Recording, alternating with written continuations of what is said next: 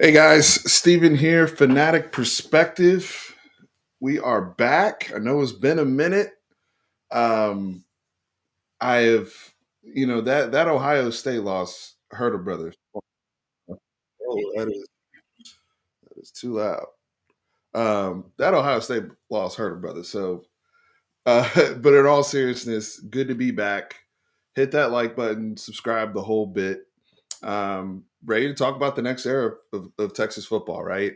Uh, Arch Manning and Anthony Hill and Colin Simmons. What an exciting time to be a Texas fan, to just be able to see the next iteration as we go from these championship contenders to hopefully champions, right? I mean, that's really the next phase, the next step for this program under Steve Sarkisian with the depth that's being built in. If you look at the NFL combine, the guys that we're going to be sending to the next level, the immense talent that is coming in and out of this program, the sell to guys that are in the portal that want to be developed. I mean, you look at a Matthew Golden and all these guys and what they've done, recently to up their stock.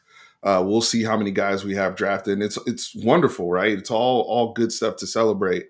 But this next era should be insane as well, as we hopefully get those SEC championships, those college football championships, and what we're really after and seeking. But with those big things ahead, I want to say it's been a really fun time to be a Texas fan. I know when we lost to, and thank you guys for chiming in here in the chat.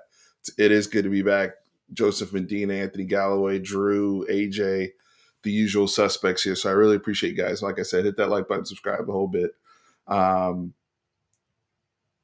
Big picture, I mean, it's been hella fun, right?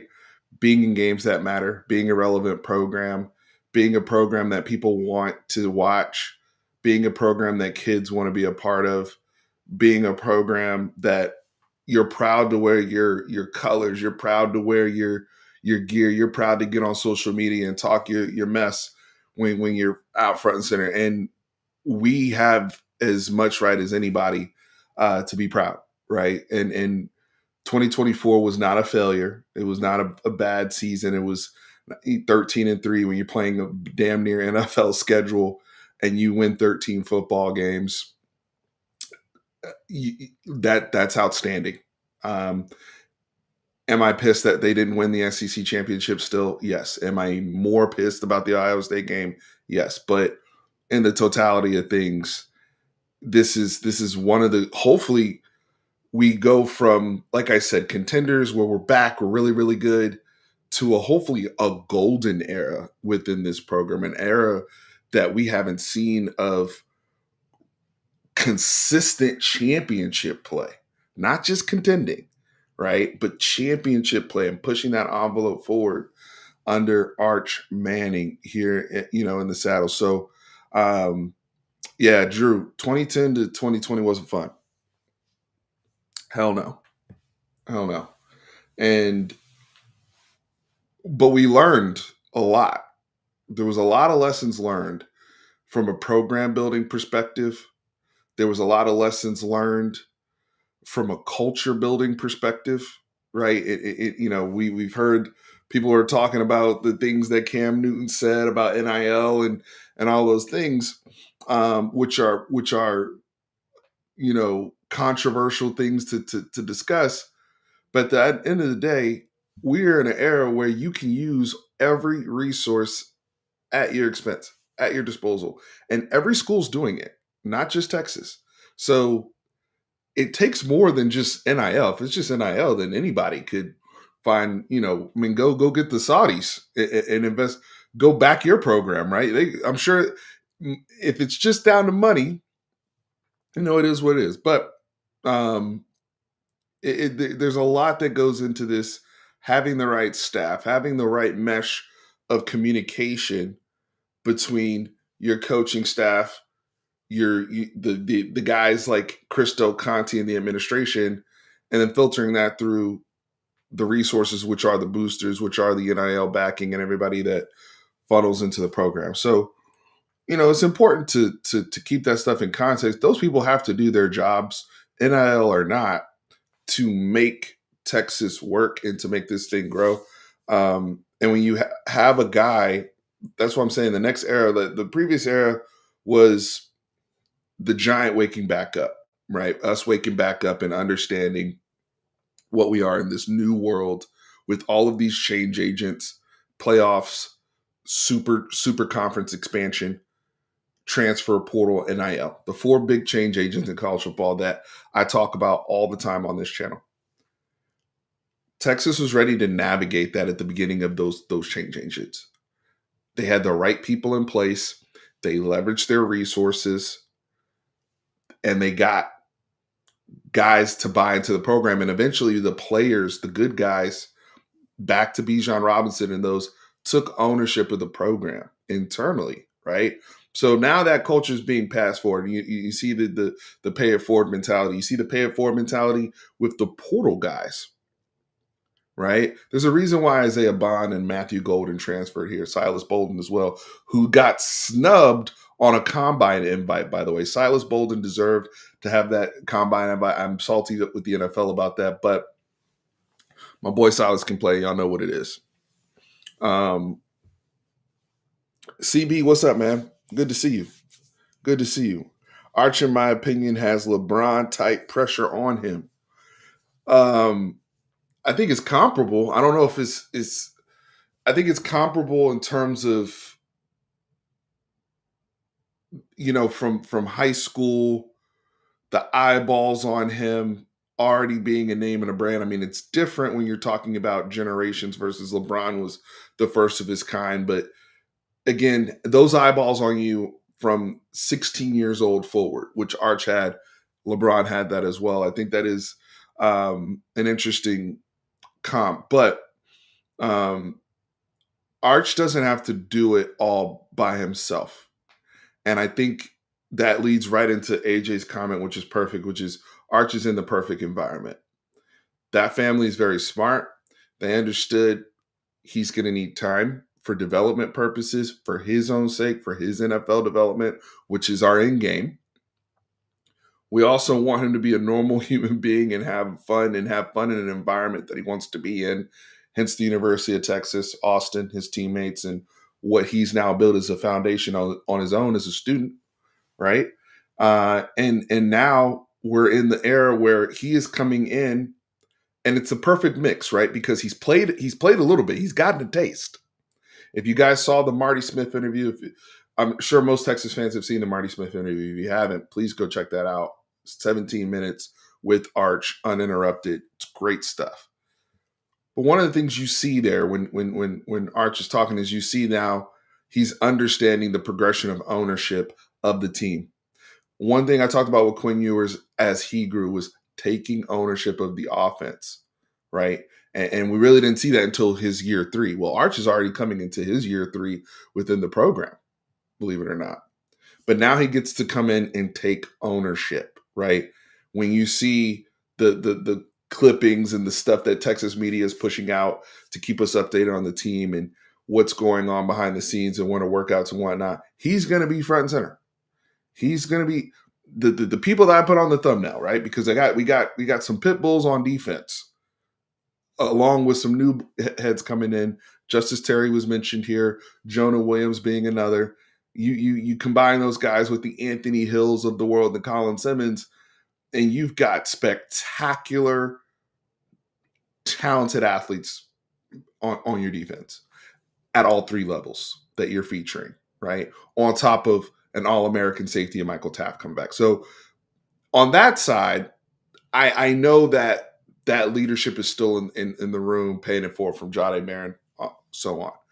But on the offensive side, all the eyeballs of this program, of everything, people that aren't even paying attention to college football as those fanatics per se, are looking at Arch, right? And I think it's really, really important for him to grow and to scale into that, right? Of whatever the quarterback and leader he's going to be to help us win a tons of football games, but push us to that championship level, right? Because coming away with it, yeah, we've had playoff success.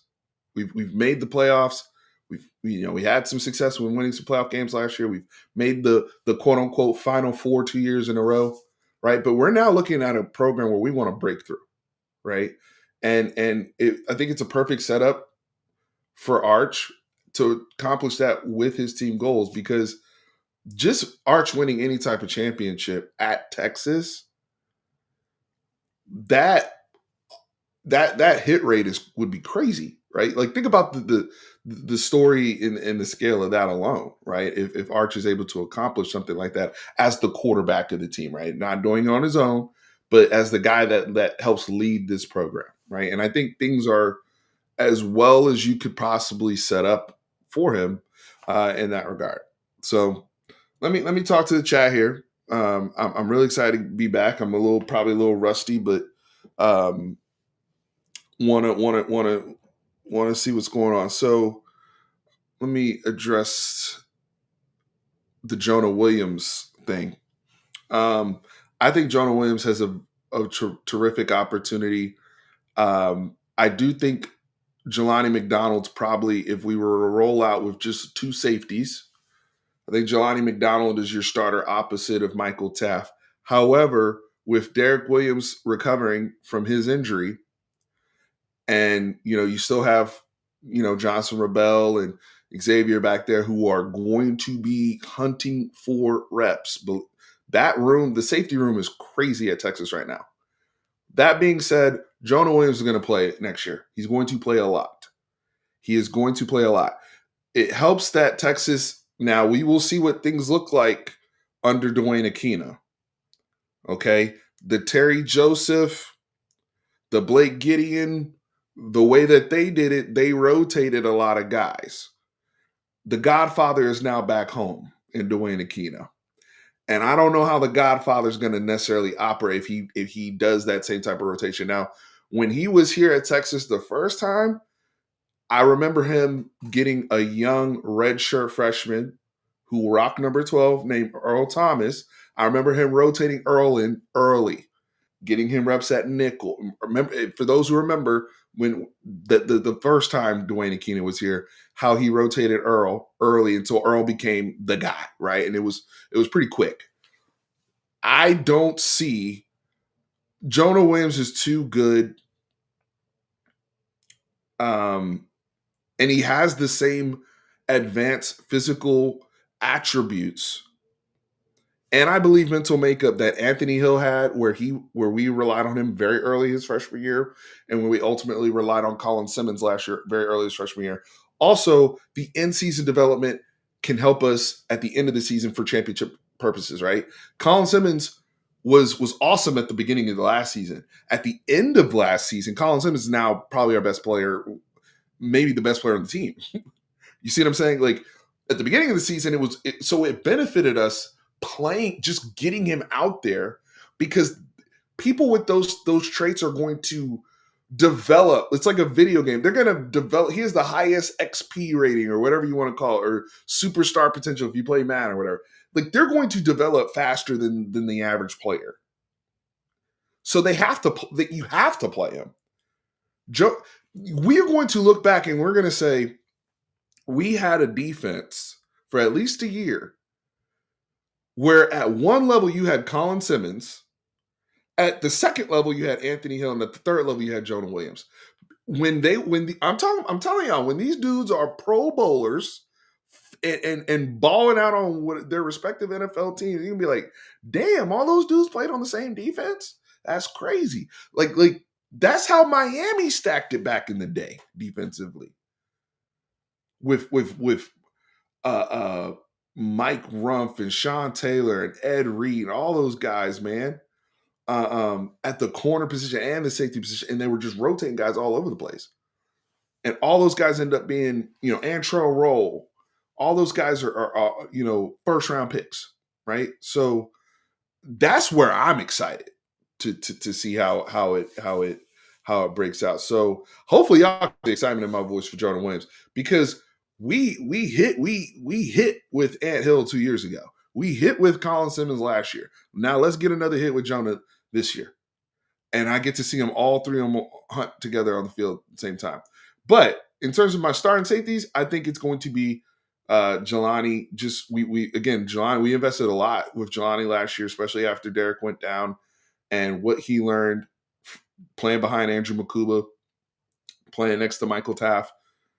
He's also a physical specimen in himself. He's going to have to play a lot of football for us. And he played a lot of reliable. Johnny McDonald played on the biggest stage already, right? So this is more just to how we're going to filter these people in.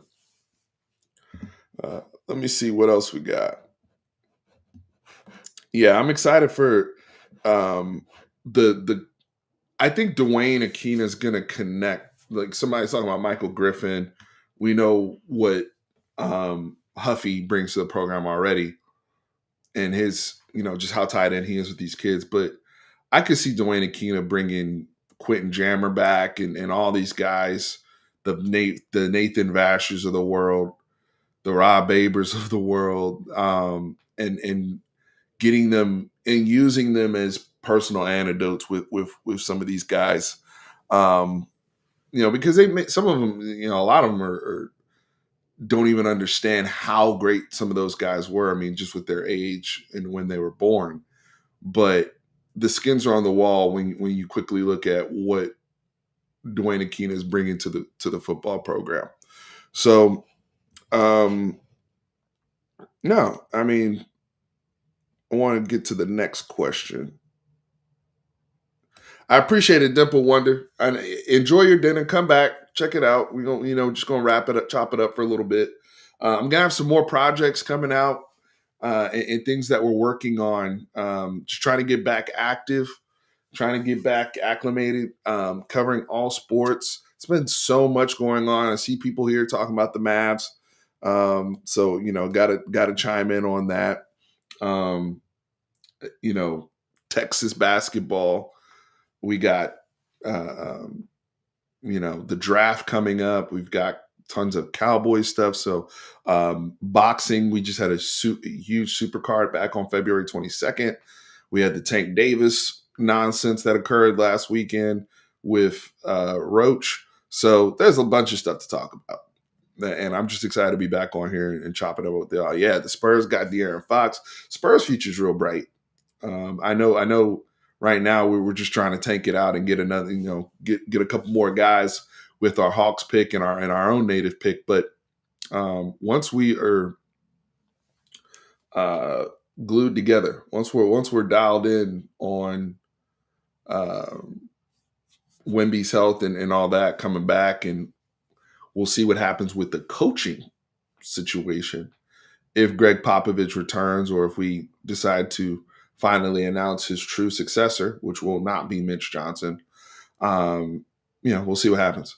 No spring game. Thoughts, please, my brother. Very, very controversial topic. I get it. As a fan, of course, you want a spring game. You want to have, especially when you're going 6 months with no football anyway, right? Like it's the oasis in the desert. It's the opportunity also just to get really, really, excited about players you haven't seen before, guys seeing them for the first time, those young freshmen coming in. If you have a new quarterback, if you have a new coordinator, and being able to see it and assess it with your eyes, and if it's not there, as a fan, start to speculate about the portal and things of that sort.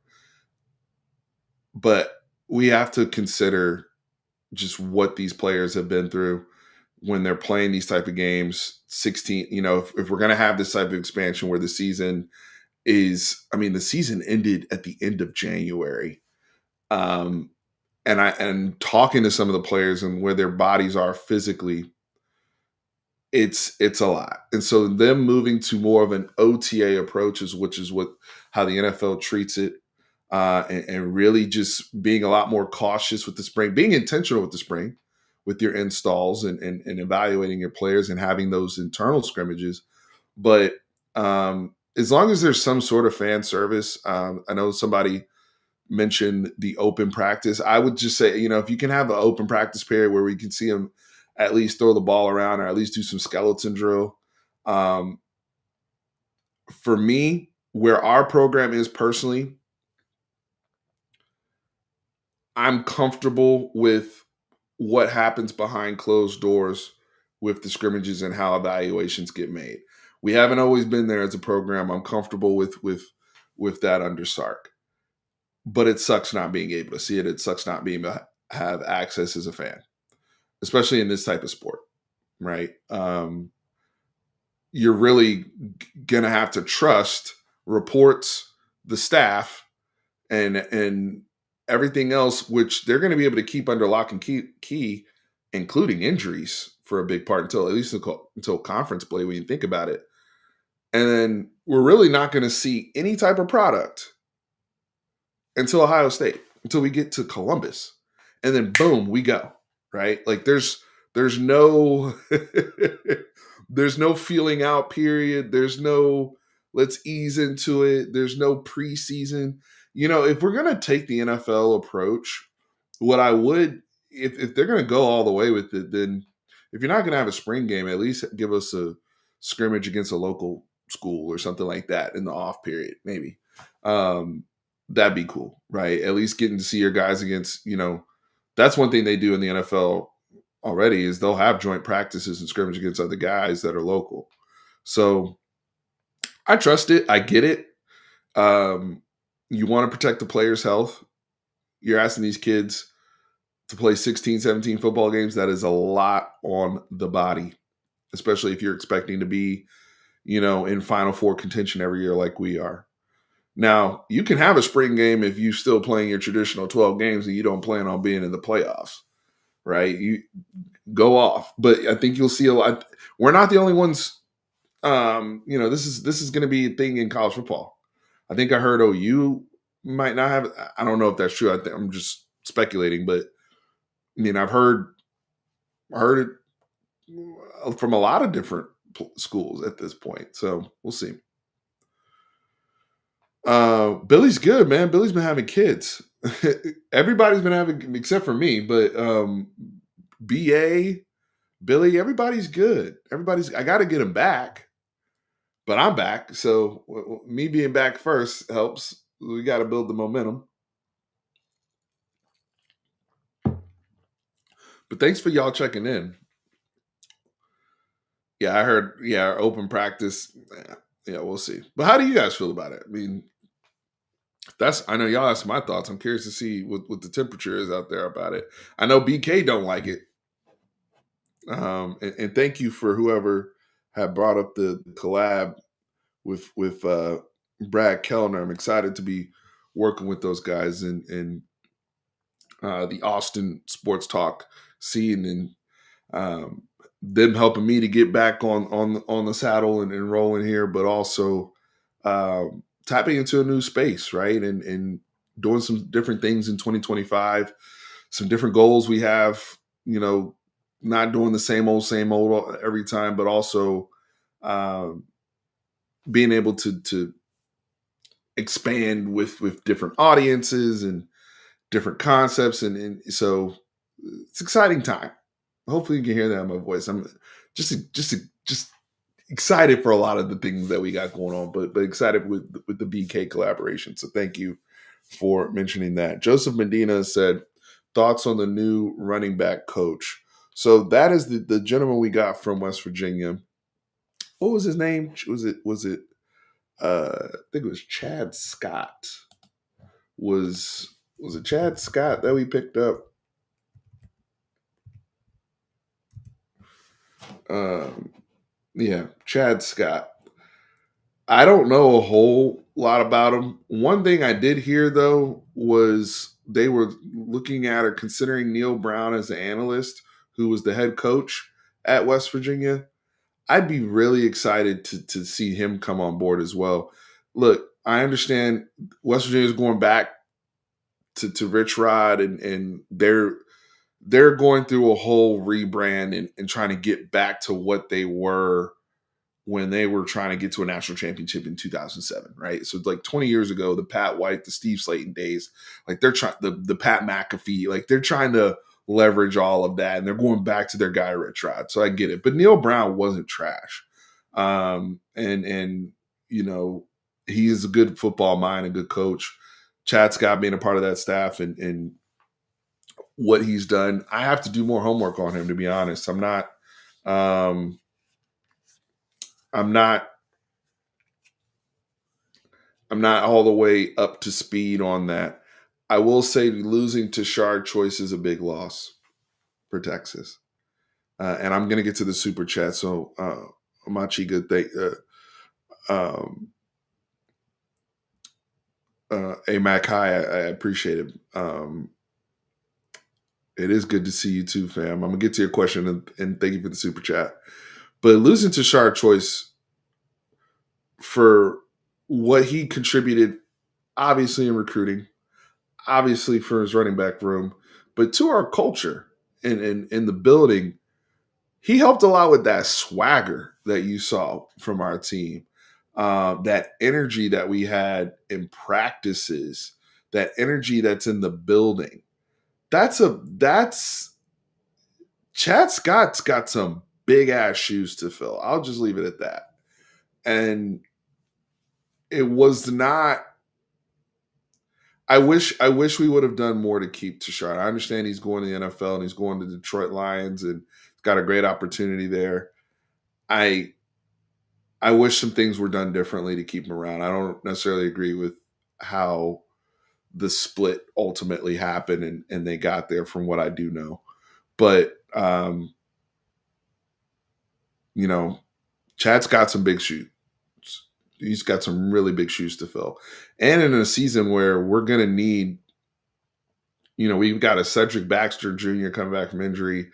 We've got a running back room that's, in transition a little bit. You got a Trey Wiseman who's 1,000-yard back, and a Jared Gibson that needs development, but you're losing a Jaden Blue who caught, damn near 50 balls for you last year, and a lot of production, right? And so we'll have to see how that works out.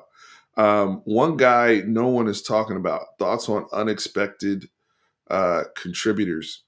I will say this. I think one guy is Parker Livingstone, the 6'4" receiver out of Lovejoy, up here in the DFW area, who was a part of the 2024 class.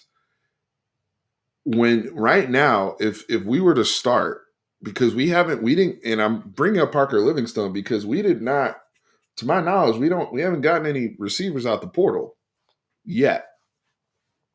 So right now, if we're going just say 11 personnel to start a game, it's DeAndre Moore in the slot. It's Ryan Wingo at the X and Parker at the Z. That would be the group right now, unless I'm just completely leaving somebody out, right? So we're gonna be relying on that development in Chris Jackson and people throwing out the allegations that Texas just, we're just portal merchants with receivers and we don't develop people and all that type of stuff. Well, now we're gonna see. At least to know, oh, this is going to be a problem come spring, and we'll know by the evaluations and all that type of stuff. But Parker trying to develop that chemistry with Arch, right? It's all about the connection with Arch and what this is now his offense, his era. I do believe the offense will look different. We will be a more vertical team. We will have more elements of mobility, pocket mobility, just with Arch's athleticism. I imagine us doing more waggle boot, levels concepts, things that levels and flood concepts. Those are things that the Mannings also have, and I expect us to leverage more of that within our offense. But I think we will be a more vertical passing scheme, right? So with a guy like a Livingstone, a guy like a Ryan Wingo, who are bigger receivers that can run. Curious about the impact there. Um, but Jared Gibson, I'd like to see him be developed as that hammer, right? I mean, I don't believe in just solving the short yardage woes as simple as, well, Arch can run and, leveraging him in that way. I no, you're gonna need to develop Jared Gibson and have him be the hammer that you need. I know they didn't have the always the trust was there with ball security and things like that, but he's a young guy. It's part of the growing pains of the position, and developing into a guy that you can trust and carry the football multiple times. Do you think we should get another running back in the portal? Yes. Yes. I think not only we should get another running back in the portal, I think we should get another starting level running back. I'm not just talking about, no disrespect, but I'm not talking from SMU. I'm talking about like a real like starting run. We lost to Ohio State. Let's go back. We lost to Ohio State. Them dudes got greedy, bro. They went and got a Judkins. They didn't sit on their hands and say, well, we have Travion Henderson, we good. No, no. And yeah, Travion Henderson was, however you want to say, he was top 5, top 10 running back in college football last year. That was not an excuse to get greedy and go get another top 5, top 10. We'll have two. Okay. Because what you saw was, as the year goes on, again, we're playing how many games now? 15, 16, potentially 17 games to win a national championship. We would have had to play 17 games. Hell yeah, I want to get greedy. And if I have everybody healthy at the end, like Ohio State had Judkins and Henderson healthy, now I can bludgeon a team to death in those games. When it's late in the season and I just got more talent than you got. I got more options than you got. That's Ohio State had one more guy than we had. We got greedy too. They got greedy and they got Caleb Downs. We got greedy. We got Andrew Makuba from Clemson. We went and got Isaiah Bond. We went and got Matthew Golden. But they got one more guy. They had one more guy than we had. And them getting greedy and getting Judkins, when Judkins could have gone anywhere else and been a starter, and nah, I'm do we have to go back? It still hurts. We have to go back if we want to learn from it. But that's my takeaway there. But we need to get greedy. So yes, I want another starting level running back in the portal, 100%. It's not that I don't trust Trey Wisner. He's awesome. I have a 1,000-yard runner, and he's a culture setting type player in this program, without a doubt. With what he did, I got with what Wisner did enables me not to have to rush Baxter like that. So that's beautiful. I want Gibson to get just Christian Clark needs to get healthy. We can keep going. Go get me another running back, too. I'm serious. If somebody's feelings get hurt, that's too bad. That's too bad. We trying to win a natty, bro. If you're trying to win, if you're trying to compete at that level, you're gonna have to do things like that. Period. Look, it's clear that people like, and I'm not trying to, the brother's going through it right now, so I'm not trying to just hammer that, but somebody like a Jonte Cook, for example, it's clear that it rubbed him the wrong way that we went and got Matthew Golden, Isaiah Bond, and Silas Bolden, and those guys are coming into play. But sorry, like we need people. We want the best people that can contribute and help us right now. Yeah, Drew, it's the game. Yeah, exactly. Sorry. And if you're him and you're a young guy, ball out like Colin Simmons in them. So that way it's not personal.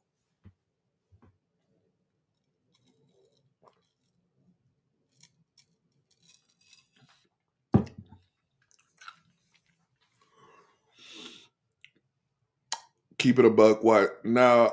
Wisner, I don't look at it that way at all. The way I look at Wisner is, thank God we had Wisner.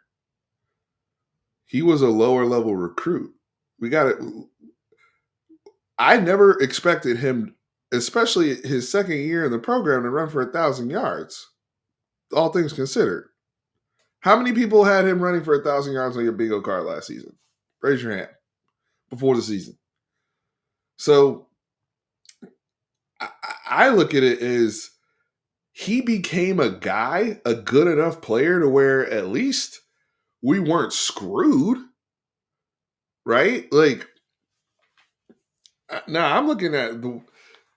I I understand what you're saying. Like, is he in the category of the two people I just mentioned? No, he's not a Travion Henderson.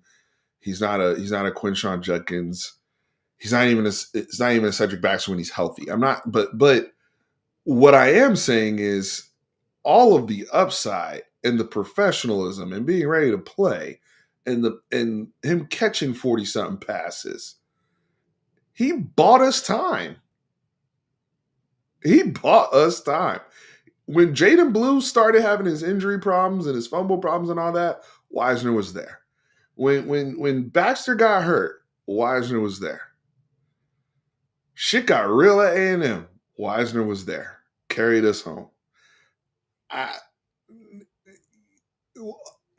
I'm looking at it from the expectations of what he was recruited here to do and the people that were ahead of him when he got. The guy wasn't even starting on his high school team at the end of the run with DeSoto when Tiger took over. So like, come on. I think it's a little unfair. We got to be I'm grateful. I am grateful that that guy is on my team because the fact that a guy can be ready when called upon like that gives every other position group an example. That's why it's so cool to see Trevor Gooseby do the same thing at left tackle. Another guy who was a quote unquote 3-star recruit, blah, blah, blah. But as soon as his numbers called, right and left tackle, by the way, he was ready to play football. And now we're so excited to see him take over next year. You would think that you would be freaking out losing a Kelvin Banks Jr. Damn, what are we going to do? He's one of the best left tackles we've had in the history of our program. But because we got a taste and we got a glimpse of that, it's like, damn, we're going to be okay. We'll be okay. We're excited for the next era. Like it's not rebuild, it's reload, right? That's the beauty of that. So, I mean, signs of a healthy program, things like that. By the way, when guys like that started, because I've seen some people hitting up social media talking about the 2023 class and the guys that haven't hit or the guys that are already out the program. And but it's like for every guy that didn't hit, it's like, well, Wisner hit, Anthony Hill hit. Hopefully, I mean Arch is going to hit, right? Like Baxter is coming back healthy, right? Like we gotta chill out a little bit. Gotta chill out a little bit.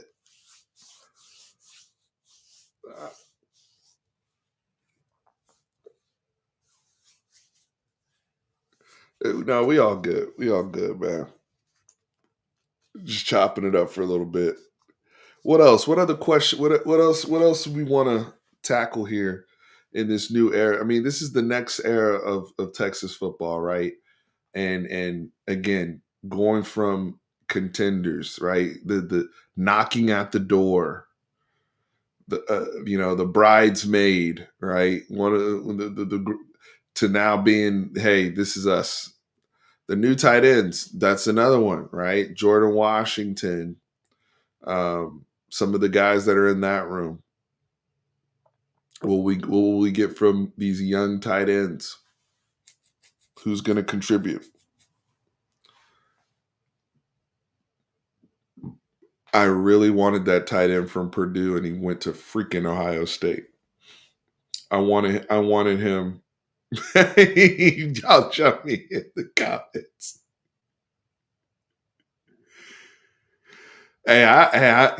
You gave me a super chat tonight, so I'm chilling. Yeah, me and you were good, my brother. Me and you are good.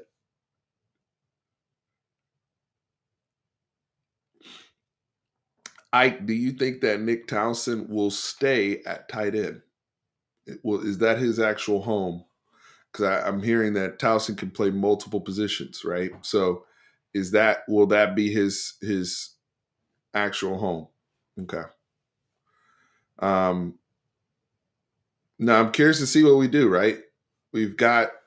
I mean, the roster the roster at tight end looks really intriguing. Jordan Washington has hella potential, right? And upside. The things that we were hearing behind closed doors in practice. I mean, he just had some great players in front of him and some veteran players like Juan Davis, Gunnar Helm, and then we had Amari Nyblack last year. So there wasn't really going to be a realistic path to the field for him at tight end last year. But what does that look like now that, coming forward? Ike, I'm on the same page. Me and you are reading from the same sheet of music. Michael Terry is going to factor into this. And I said this, I said this with BK, but one of the things that Sark really sold him on and was that Sean McVay, Puka Nakua type role where, and it's not for the weak, right? But the person that has that physical build and skill set of what he was already doing at Alamo Heights is Michael Terry. Michael Terry is playing running back, fullback, receiver, corner, QB, you name it, right? And his skill set is what they've been selling him in terms of, hey, you're a guy that we can, you know, think Debo Samuel went, a few years ago, Puka Nakua, guys where you motion into the backfield, we hand the ball off to you, but the next play you can line up in the slot and run a dig route. But then the next play, you're coming back and you're cracking back on a defensive end. We're asking you to do all those things, just like Puka does in the NFL for the Rams. So that factors into, okay, is he more of a tight end H back type player if he gets bigger? Um, and how early do they show those Michael Terry looks? Because I don't put him in this. He's not in just a quote unquote receiver the same way you'll just categorize him with like Lockett and French and the other guys, right? Like it's total different skill set and ask that they'll have with Michael Terry. But we have not had a player, and Sarkis said this, we have not had a player like Michael Terry per se in the Sark era to do these type of things with considering his size and unique skill set. So it's gonna be really, really cool. It's gonna be really, really cool.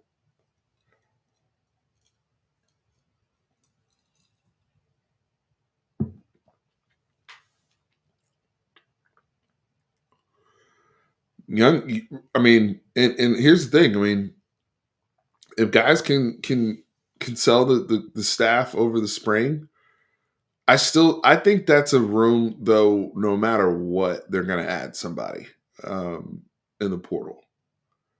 I think no matter what, but a lot of these young guys are going to have the advantage of the spring because of who's not on the team right now. Right? It- this is where you can earn that leg up. This is where you have an advantage. This is where a guy like Silas Bolden kind of fell behind because he got caught up in the academic stuff with the quarter system and said blah blah blah with Oregon State and wasn't able to come for spring ball like Bond and Gold and the other guys, and he fell a little bit behind in terms of the receiver rotation when he had to come in the summer with everybody else. So it does make a difference, even for veteran guys too. It does make a difference.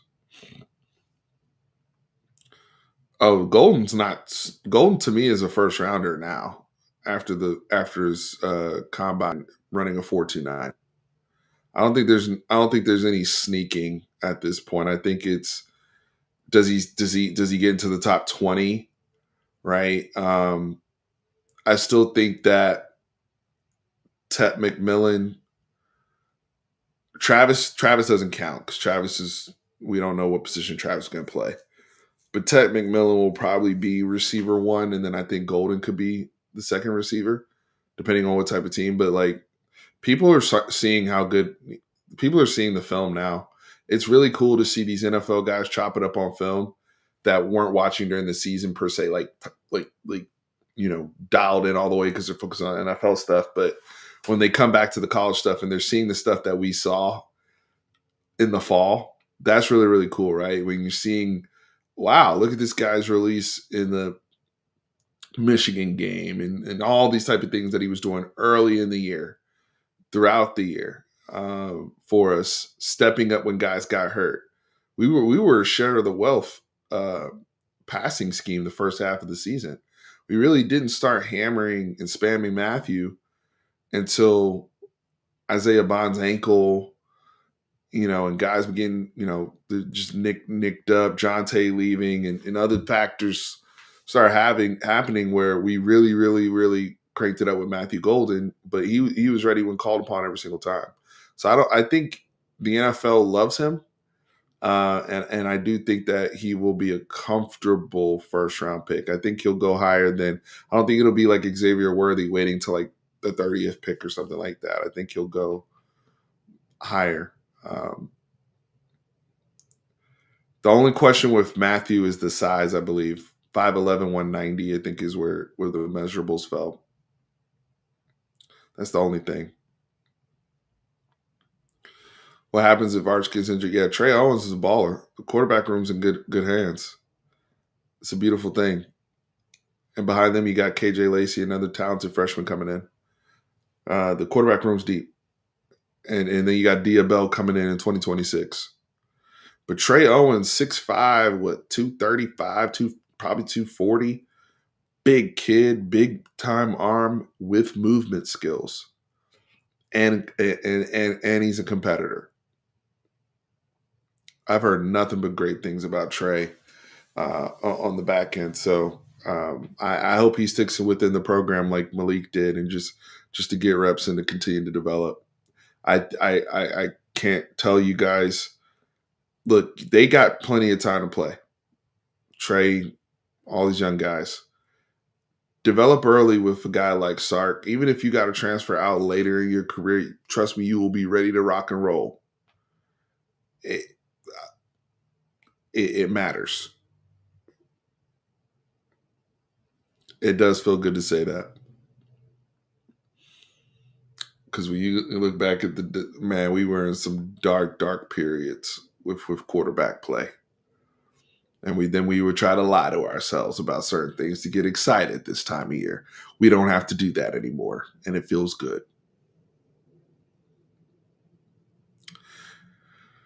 Appreciate you guys coming on. Hit that like button. We're gonna, a lot more stuff to discuss. Talking about like I said, the next era of Texas football. Just wanted to have a quick live and chop it up with everybody. Let y'all know I'm back in the game and all that good stuff. But yeah, I mean, it's been a good little chat with everyone here. And I'll be, if you don't see me here, you'll probably see me over with the Texas Sports Unlimited folks or Unfiltered folks with Brad Kellner and Patrick and all those guys. So we'll be getting out comms and everything on the socials. But I'll be back with some other stuff. We got big Texas basketball game coming up this weekend against OU that we'll talk about. Like I said, Spurs stuff, Cowboys off-season talk, a lot of interesting stuff. Nobody's heard my thoughts on Brian Schottenheimer or any of that stuff. So lots to dive in on. I'm excited. I appreciate you guys.